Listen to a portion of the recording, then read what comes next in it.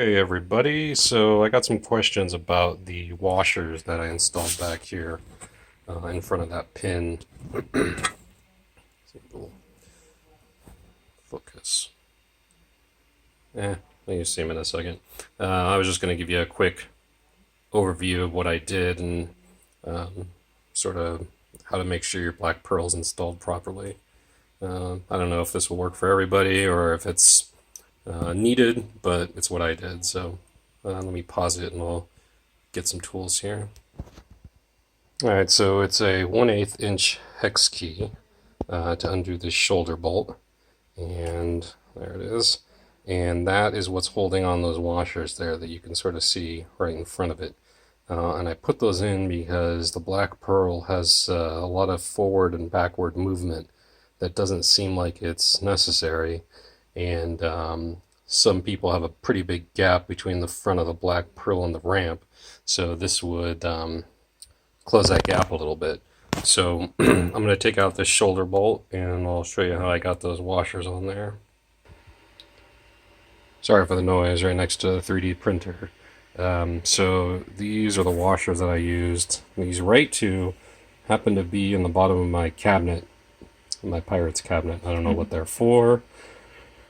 Maybe they go on the, I don't know, I don't think they even fit on the actuating arm for the left-right movement of the black pearl, but they fit, so maybe they were supposed to be there, I don't know. This guy I just had sitting around. They're about 10 millimeter inside diameter.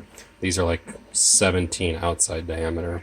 But I figured those were nice because they would sort of prevent a lot of wear. And then that guy just took up the rest of the space.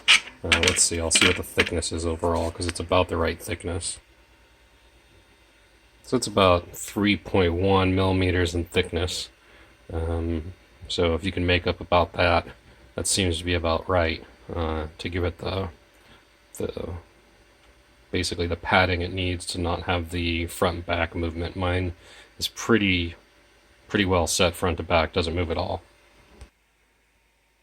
I'll just touch on this real quick in the video. Some people had some questions about the way that their black pearl is installed and make sure that it's in correctly. And you probably won't be able to see it from here, but this big black thing right in the middle is one of the mounts. And right in between the two flipper coils, it has a sleeve for the pin to go in for the black pearl. It's very similar to this one back here, that guy right there, where the shoulder bolt goes in. Basically, the black pearl slides back, and then you can lift it up. Obviously, you need to disconnect the wiring first underneath if you're going to take it out, but when it's in place, you shouldn't be able to lift it up, really. If it's slid all the way forward, it really should have no up and down movement. So if you have that, then your pins probably aren't in place properly. So I'm going to just give you a quick view of that. There you go, right in the center of the screen, you can see that pin hanging out there. And then right in between the two coils up there, you see a little brass ring.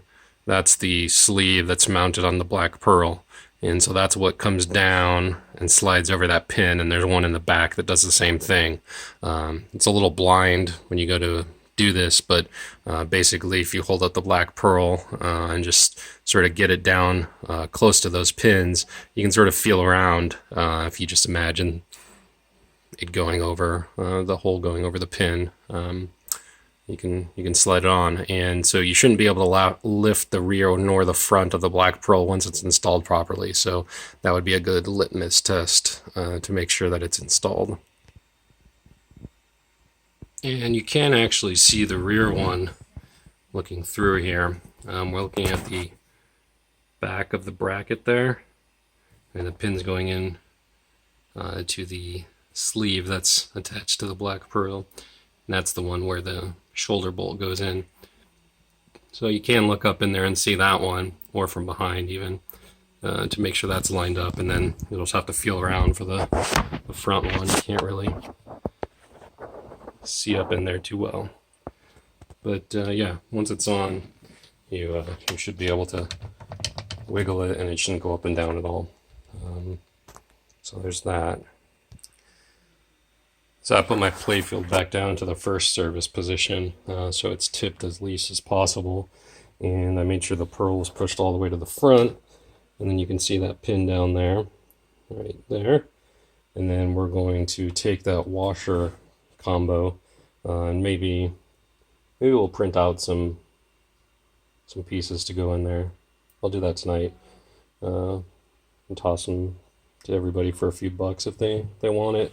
But basically, you're going to take them in your hand and sort of just get them to slide over there and hold them with your finger. So you use maybe 2 hands to do that, maybe a pair of pliers to hold them. I can't remember what I did.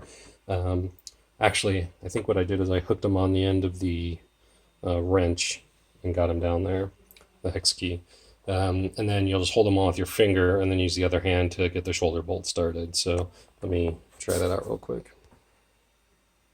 Yeah, so here's what I did. Needle nose pliers, regular size, pretty long, and then just took the sandwich of washers, put it back down in there,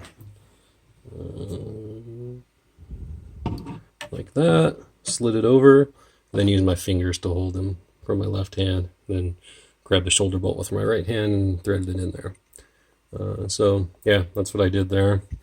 I'll get some of these printed out and see what it would take to get them shipped out. I'd probably just throw them in an envelope, so maybe a couple bucks and it'll be good.